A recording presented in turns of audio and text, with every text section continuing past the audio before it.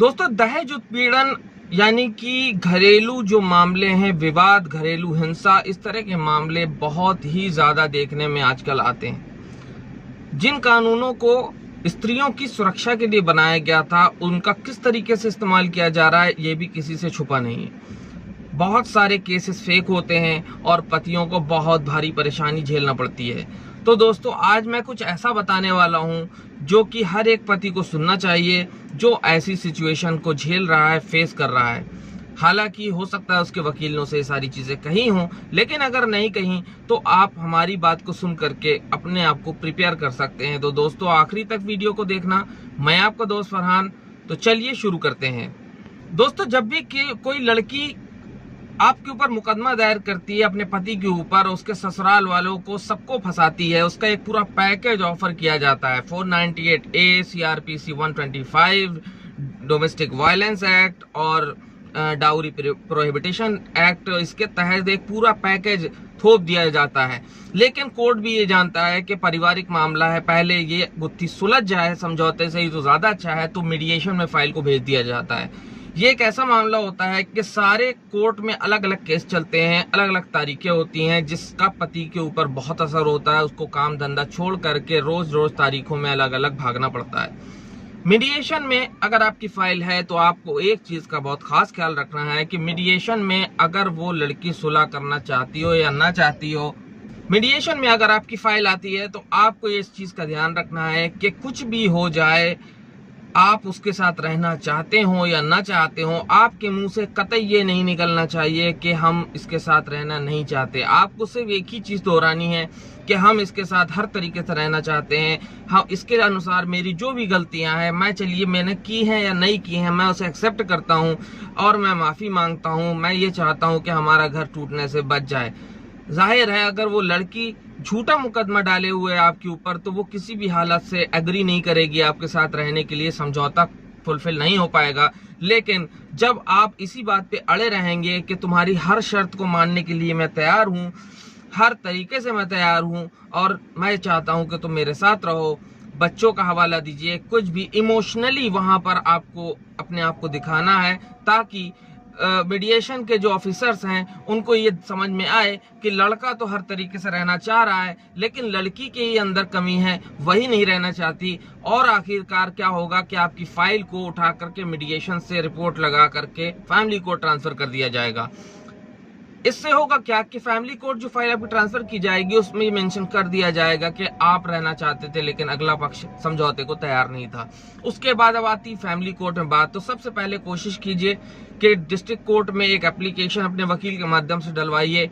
ये अपील कीजिए कि साहब, हमारे ये जो केस अलग अलग कोर्ट्स में चल रहे हैं, अलग अलग न्यायालयों में चल रहे हैं, हमें उसकी वजह से दिक्कत आ रही है और आप एक ही साथ सारे केसों की सुनवाई की जाए, सिंगल कोर्ट में इसको डाला जाए।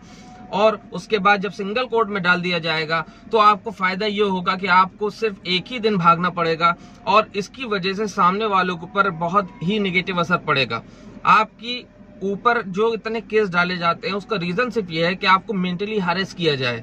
लड़की पक्ष की तरफ से आपको मेंटली हैरेस करने के लिए इस तरह की सिचुएशन क्रिएट की जाती है कि आप दिन भर कचहरी के चक्कर लगाते रहें, रोज रोज चक्कर लगाते रहें। लेकिन आपको ये बात का ध्यान रखना है कि आप हर कीमत पे ये एप्लीकेशन डलाएं और जब आपका केस एक ही कोर्ट में सिंगल डे में चलने लगेगा तो उनको अपनी हार होती हुई दिखाई देगी और वो समझौते के लिए आगे बढ़ने लगेंगे।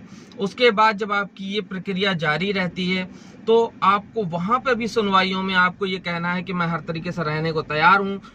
लेकिन अगर पत्नी तैयार नहीं होगी तो वो आपके सामने 50 शर्तें रखेगी। आप अगर वो तैयार होती भी है तो आप फिर ये कह सकते हैं कि हम एक शर्त है हमारी भी कि इनकी हम सारी शर्तें मानने को तैयार है, लेकिन ये इस बात को एक्सेप्ट करेंगे इनसे गलती हुई थी। हालांकि कोई लिखित में नहीं देता है, लेकिन अगर वो दे दिया उसने तो उसके आधार पे आप तुरंत तलाक फाइल कर सकते हैं, क्योंकि ये क्रूरटी अगेंस्ट हस्बैंड में आता है कि आपको बेवजह परेशान किया, आपको कोर्ट तक घसीट लिया, आपके परिवार की इज्जत उछाल दी। इसके तहत आपको तलाक का आधार मिल जाता है, आप क्रूरटी के तहत तलाक आवेदन कर सकते हैं और आपको डिवोर्स ग्रांट करेगी कोर्ट।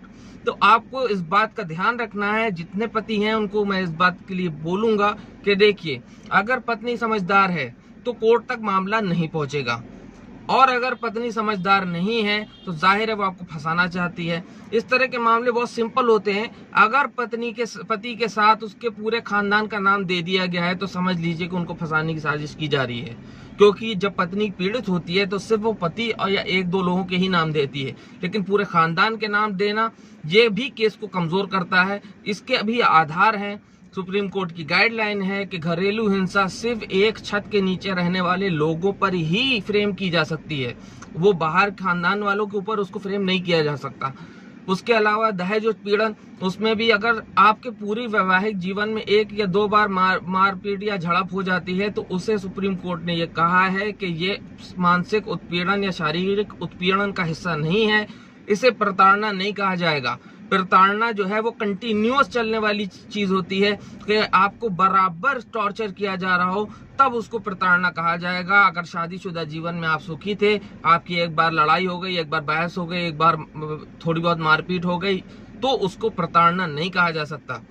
वो 323 का मामला तो बनेगा, लेकिन जहेज के लिए प्रताड़ना उसको नहीं माना जा सकता, क्योंकि प्रताड़ना कंटिन्यू चलने वाली चीज होती है। तो दोस्तों, मैंने आपसे यही चीज बताई कि आप बिल्कुल ये मत सोचें कि आपके पास वो रहने आ जाएगी, वो रहने नहीं आएगी, क्योंकि आपके ऊपर उसने अगर रहना होता तो यहाँ तक मामला ना पहुंचता।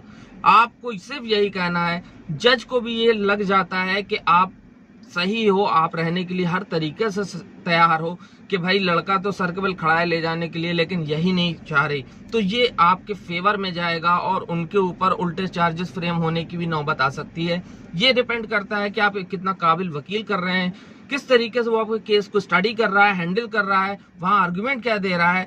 लेकिन आपको जो करना है वो मैंने आपसे बता दिया, और अगर आपका वकील दमदार है, उसके पास इस चीज का एक्सपीरियंस है, वो हैंडल कर सकता है क्रिटिकल सिचुएशंस को, तो ये मान के चलिए कि केस आप ही जीतेंगे और दूसरा पक्ष जो है उनके ऊपर भी चार्जेस फ्रेम हो सकते हैं। तो दोस्तों, उम्मीद करता हूं आज का वीडियो पसंद आया होगा। ज्यादा से ज्यादा शेयर कीजिए दोस्तों, बहुत बड़ी बात बताई है मैंने आपको, और ज्यादा से ज्यादा लोगों तक पहुंचना जरूरी है।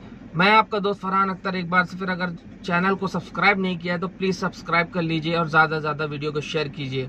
मैं आपका दोस्त फरहान अख्तर, एक बार से फिर हैव अ ग्रेट डे।